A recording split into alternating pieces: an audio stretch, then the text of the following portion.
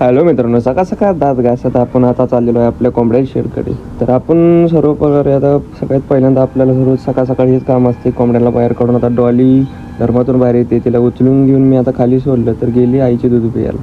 तिथनं मग मी कोंबड्यांना खाया टाकतोय. कोंबड्यांना आपण रोज सकाळ सकाळ आता खायला टाकतो आणि 3 टाईम खायला टाकतो. आता ही बघा आपल्या कोंबड्या कशा खात आहेत आपण चारा टाकलेला.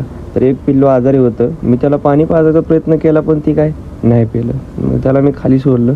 हे बघा कसं थंडीने कोरकोर करते. तेवढ्यात आपली चप्पल तुटली, मग काय निघालो चप्पल शिवायला. मग आई बोललेली येताना चिप्स घेऊन ये, आज एकादस. मग हे चिप्स घेतलं. चिप्स घेतलं तिथनं पुढे येऊन मग परत शाबू घेतला 1 पावशर. मग शाबू घेऊन मग आपली चप्पल तुटलेली आता शिवून घेतली.